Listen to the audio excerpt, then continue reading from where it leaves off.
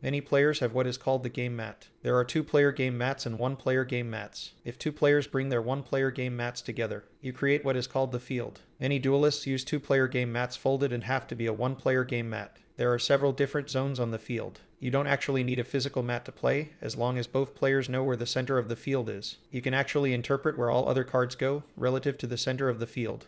Let's go over the actual zones on the field and come back to the field center later, as it is between 2 actual game zones. At the start of our duel, our deck is placed into the deck zone, which is on the lower right portion of our side of the field. It is shuffled and placed there face down. And at the start of the duel, both players will draw 5 cards from their deck. Drawing cards means to take a card from the top of your deck and add it to your hand. Our hand will consist of the cards we are going to be playing against our opponent. The contents of our hand are private knowledge, and we're not supposed to share that with our opponent. Certain pieces of information are considered public knowledge, and they can ask about them, and we are supposed to answer those questions as long as we don't reveal private information while doing so. And certain pieces of information are considered private knowledge, and it is against the rules to share this information.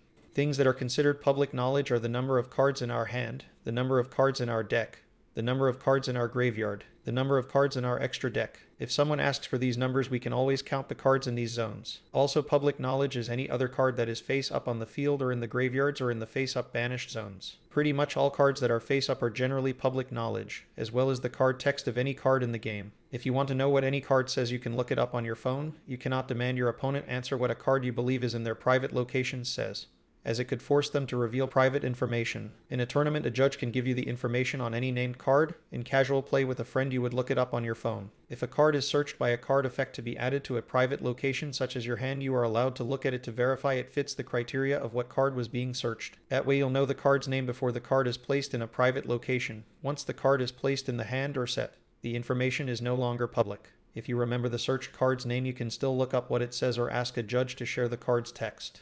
Things that are considered private knowledge are the contents of our hand, extra deck, face down banished cards, our entire main deck, or any of our cards that our opponent cannot see because they are face down. At no point are we supposed to share any of this information with our opponent. Even though some things are considered private knowledge from our opponent, we are allowed to look at certain things ourselves, such as our own hand, our face down extra deck, our face down banished cards, and our own face down cards on the field. The only face down section of cards that we control that we are not allowed to look at is our shuffled face down main deck, because it's meant to be in a random unknown order. We are also not supposed to be looking at our side deck during active games. The reason you're allowed to look at most of these locations is it allows you to determine if you're allowed to activate cards, because you need to know how many cards are available in your deck in order to activate certain cards. By looking at the contents of your hand, your graveyard, and your banished zone, you'll be able to determine if a card is still in your deck, assuming you haven't sided the card out after side decking during tournament play. Should you activate a card that you cannot legally resolve, you will get a warning and potentially an upgraded penalty that could cost you games or matches in a tournament.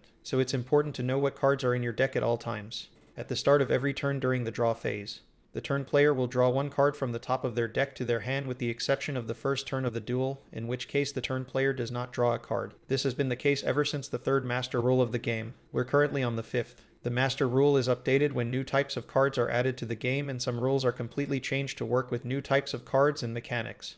The most recent one were link monsters. The extra deck is placed face down, on the bottom left side of our field, opposite of the main deck. In between the main deck and extra deck are our 5 spell and trap card zones. Spell and trap cards in our hand are placed into these zones either face up, which is to activate a spell or trap card, or face down, which is to set a spell or trap card. If you have no open spell or trap card zones, you cannot activate or set any more spell or trap cards, so it is important to try and leave some space available in your spell and trap card zones if you need to activate a card later in the duel. The left and rightmost spell and trap card zones are also called the pendulum zones, but they are only considered the pendulum zones when they are occupied by pendulum monsters as spell cards. We'll talk about pendulum monsters and pendulum spell cards much later on. Just note that these zones are considered regular spell and trap card zones unless they are occupied by a face-up pendulum monster as a spell card. Unless the card effect makes you do so, a pendulum monster should never be in any of the other spell and trap card zones. Above the 5 spell and trap card zones are our 5 main monster zones. This is where you can put monsters when they're played. You can have up to 5 cards in these zones. There are 3 different positions a monster can be played in.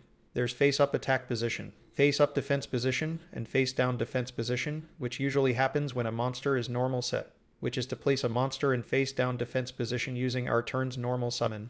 We'll talk more about normal summon and set in a future video. When a card is upright, it's in attack position, and cards that are sideways are in defense position. Special summoned monsters are generally summoned face up unless the card says otherwise. If you have no open monster card zones, you generally cannot summon any other monsters, with the one exception, which is if you were using the monster as a cost to summon another monster, such as summoning a monster from your extra deck by using your monsters in your main monster zones as a material for those monsters. So filling up your monster zones is not nearly as dangerous as filling up your spell and trap card zones. The zone above our deck is called the graveyard. This is where cards go when they are destroyed or sent as material for the summon of extra deck monsters. Spells and trap cards that resolve generally go to the graveyard after their effects are done resolving. There are spells and traps that would stay on the field after they resolved, such as continuous spell cards, equipment spell cards, as well as continuous trap cards. Pendulum monsters that would normally go to the graveyard from the field are placed face up on the extra deck instead. If they are in either the main monster zones or the pendulum zones, they would be placed face up on top of the extra deck. If they are sent from any other place, they would go to the graveyard like any other card.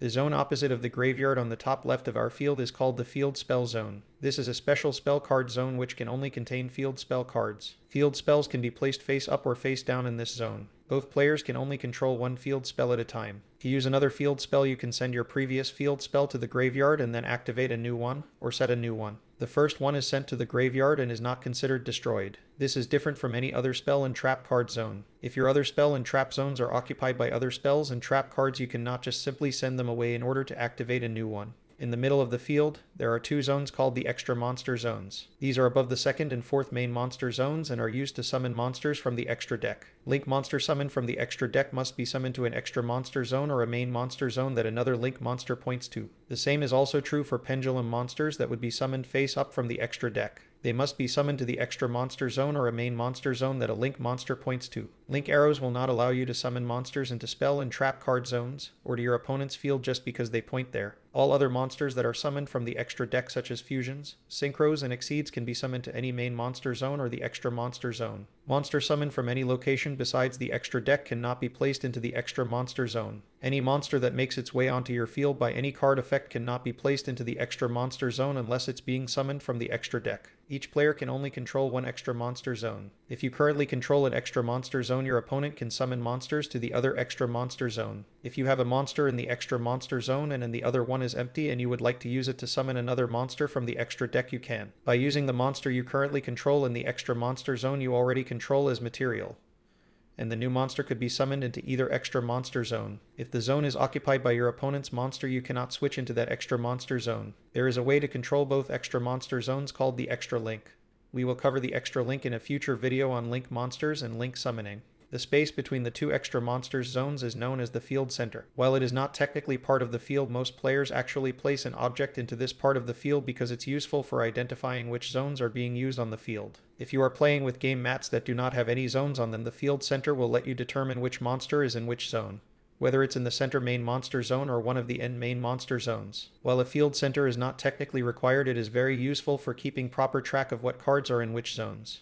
While not technically on the field, the final zone is known as the banished zone and is generally placed above the graveyards, next to the extra monster zones. Some cards are placed in this zone by card effects or summoned from this zone by card effects. So the zone is used, but it technically does not exist. It is relevant for certain parts of the game. I like to think of this zone as the super graveyard. It's similar to the graveyard, but cards are a little bit harder to interact with in this zone.